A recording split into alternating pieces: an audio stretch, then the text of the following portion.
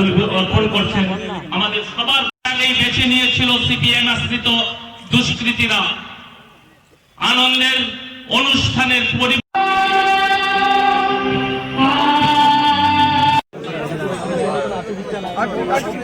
আরেকটা ফ্ল্যাগটা নিচে উপস্থিত হয়েছেন। আপনাদের কাছে অনুরোধ, আবু নাত শর্মার পরিবার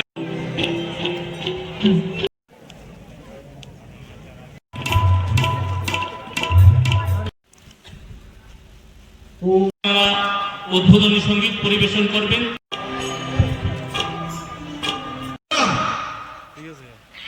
যে কমিউনিস্টের তারা প্রেস কনফারেন্স করে এটাকে তার বিরোধিতা করার একটা প্রয়াস করেছে।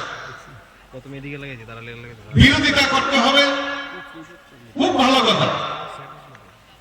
এখন আমি বুঝি না এই কমিউনিস্টরা মানুষকে আর কত বোকা বানাবে, মানুষকে আর কত বোকা বানাবেন আমি বুঝতে পারি না।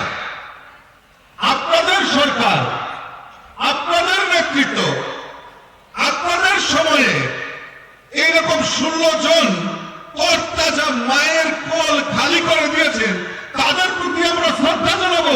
সেটাও আপনাদের পার্টির জনপুরে আগুন। এই অদ্ভুত ধরনের মানে রাজনীতি করে তারা। পিনাকি বাবু বলার চেষ্টা করেছেন যে 1996 সালে কল্যাণপুরে 26 জনকে নৃশংসভাবে হত্যা করা হয়েছিল। কল্যাণপুরের বিধায়ক এখানে রয়েছেন। আমরা প্রত্যেক বছর আমরা সেই শহীদদের সম্মান জানিয়ে সেখানে আমরা শহীদ সম্মান দিবস আমরা উদযাপন করি। এটাও গাত্র দেওয়া হয়েছে। সিপিএম এর লেজুর বৃদ্ধি করছেন, সিপিএম এর সঙ্গে লেজুর বৃদ্ধি করছেন এরা আগের থেকে। আমরা আজকে 15-16 বছর আগে যখন বলতাম বিজেপিকে পাগল বলতো, কারণ আমরা জানতাম ওই দিল্লিতে দোস্তি, ওই কংগ্রেস সিপিএম দিল্লিতে দোস্তি আর ত্রিপুরাতে কুস্তির নাটক করতো, সেটা রাজ্যের মানুষ ভালো করে জানে।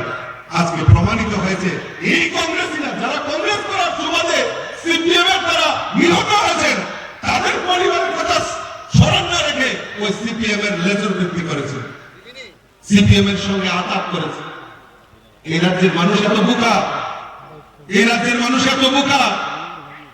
এই কংগ্রেসীদেরকে হাম দো হামারা দো ছোটা পরিবার সুখী পরিবার, এই ছোটা পরিবার সুখী পরিবার বানিয়েছে কংগ্রেসকে এই কমিউনিস্টের কারণে। আজকে লজ্জা হয় যারা কংগ্রেস কংগ্রেস বলে চিৎকার করতো, আজকে কোথায় তাদের লজ্জা, তাদের ঘৃণা? আজকে অনেকে যারা বুঝতে পেরেছে, আজকে অনেকে ভারতীয় জনতা পার্টিতে এসে আজকে ভারতীয় জনতা পার্টির কার্যকর্তা, বলিষ্ঠ কার্যকর্তা হয়েছে। আজকেও এরকম কয়েকজন কংগ্রেসী নেতা আজকে ভারতীয় জনতা পার্টিতে যোগদান দিচ্ছেন। আমি বলবো আপনারা সঠিক সময়ে সঠিক সিদ্ধান্ত আপনারা নিয়েছেন।